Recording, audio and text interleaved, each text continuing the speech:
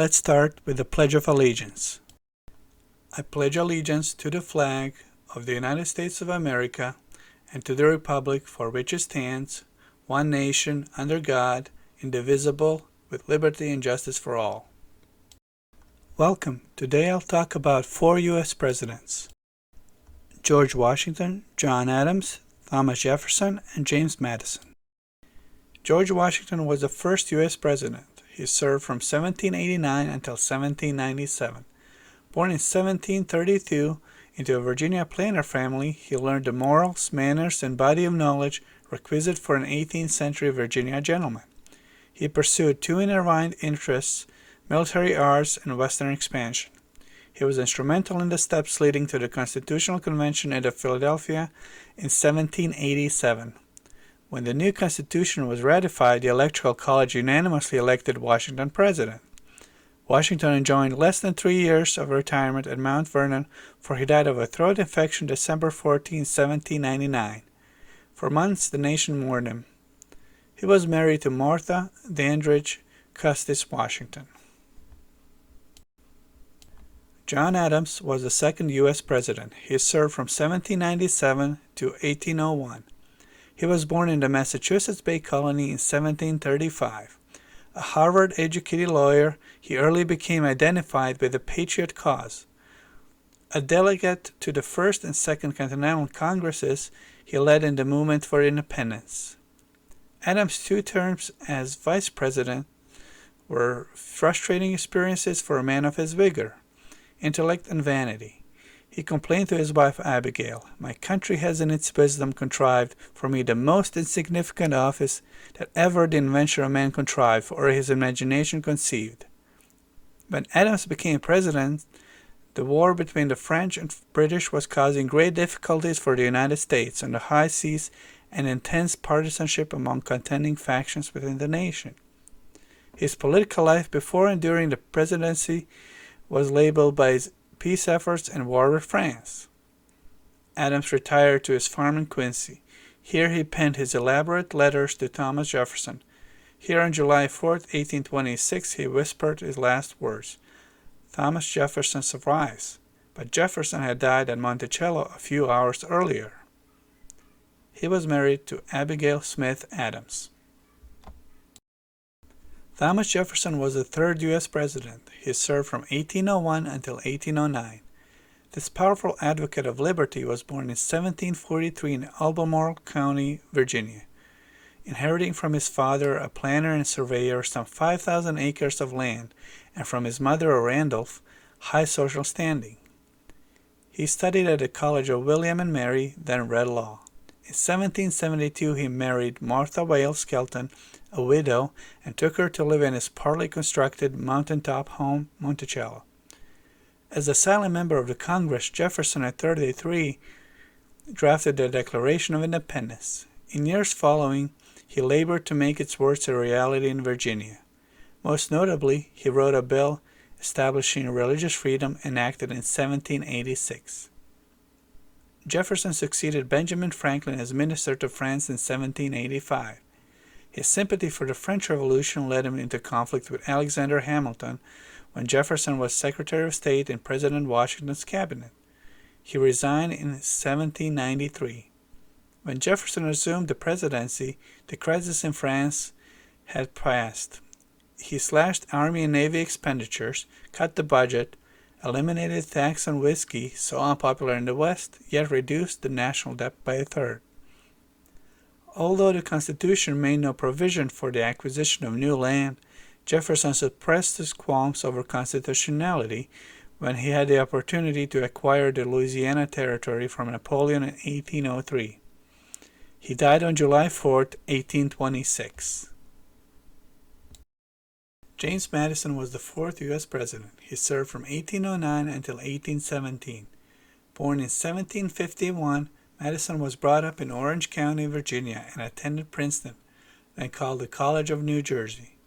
A student of history and government, well read in law, he participated in the framing of the Virginia Constitution in 1776, served in the Continental Congress, and was a leader in the Virginia Assembly. Madison made a major contribution to the ratification of the Constitution by writing with Alexander Hamilton and John Jay the Federalist Essays. In later years, when he was referred to as the father of the Constitution, Madison protested that the document was not the offspring of a single brain, but the work of many heads and many hands. During the first year of Madison's administration, the United States prohibited trade with both Britain and France. Then in May 1810, Congress authorized trade with both, directing the president, if either would accept America's view of neutral rights, to forbid trade with the other nation. In retirement in Montpelier, his estate in Orange County, Virginia, Madison spoke out against the disruptive states' rights influences that by the 1830s threatened to shatter the federal union. In a note opened after his death in 1836, he stated, "The advice nearest to my heart and deepest in my conviction is that the union of the states be cherished and perpetuated." He was married to Dolly Payne Todd Madison.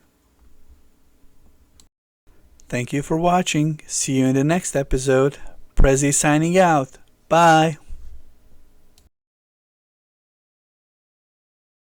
Let's start with the Pledge of Allegiance. I pledge allegiance to the flag of the United States of America and to the republic for which it stands, one nation, under God, indivisible, with liberty and justice for all. Welcome. Today I'll talk about 4 U.S. presidents: James Monroe, John Quincy Adams, Andrew Jackson, and Martin Van Buren. James Monroe was the 5th U.S. president. He served 2 4-year terms from 1817 to 1825. Born in Westmoreland County, Virginia in 1758, Monroe attended the College of William and Mary, fought with distinction in the Continental Army, and practiced law in Fredericksburg, Virginia.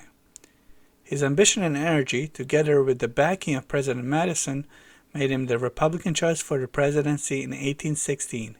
With little Federalist opposition, he easily won re-election in 1820. Monroe made unusually strong cabinet choices, naming a Southerner, John C. Calhoun, as Secretary of War, and a Northerner, John Quincy Adams, as Secretary of State.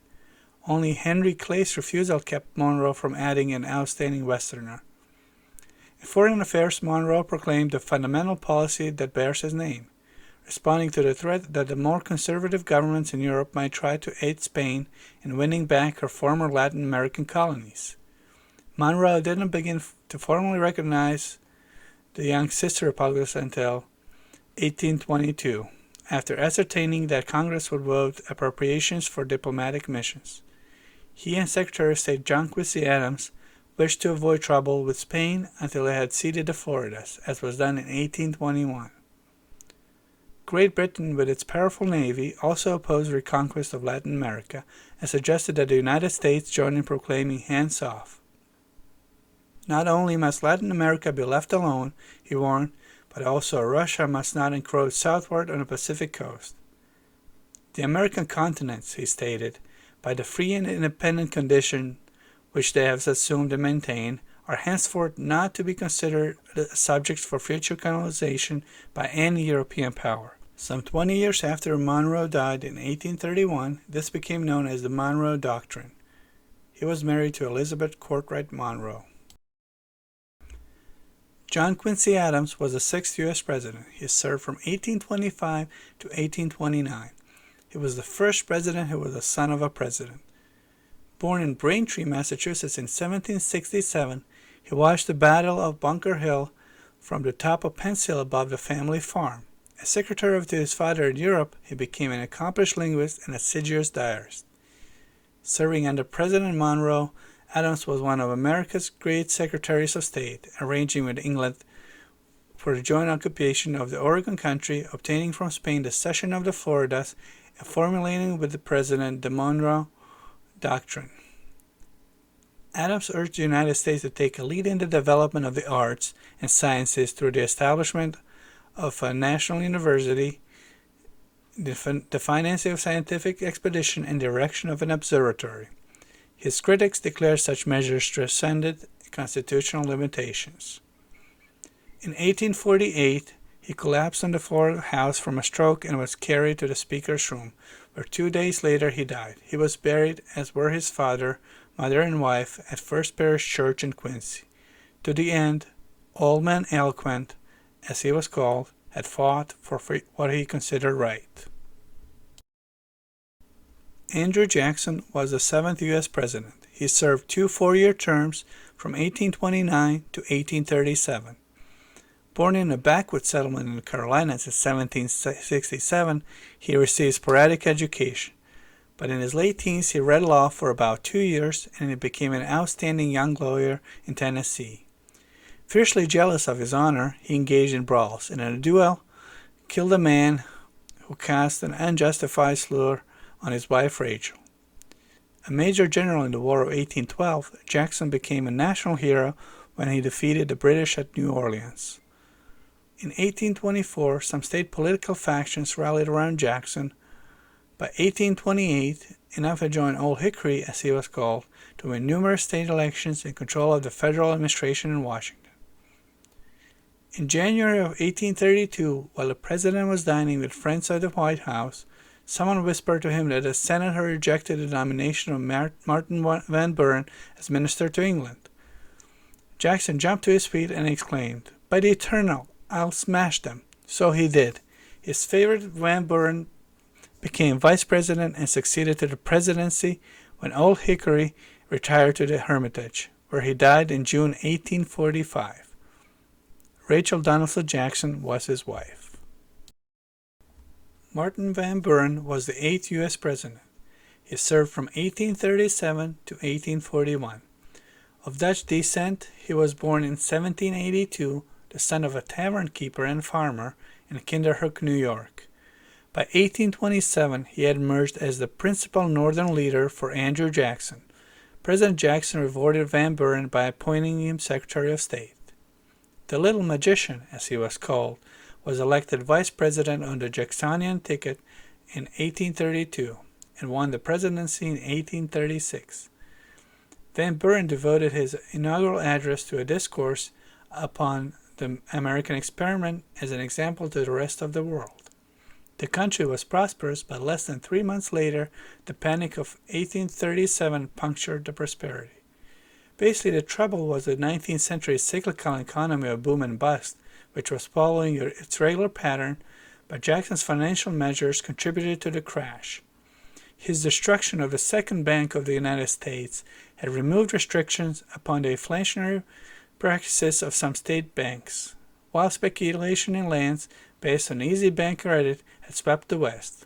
To end his speculation, Jackson in 1836 had issued a specie circular requiring that lands be purchased with hard money, gold or silver. Inclined more and more to oppose the expansion of slavery, Van Buren blocked the annexation of Texas because it assuredly would add to slave territory, and it might bring war with Mexico. Defeated by the Whigs in 1840 for re-election, he was an unsuccessful candidate for president on the Free Soil ticket in 1848. He died in 1862. Hannah Hose Van Buren was his spouse. Thank you for watching. See you in the next episode. Prezi signing out. Bye.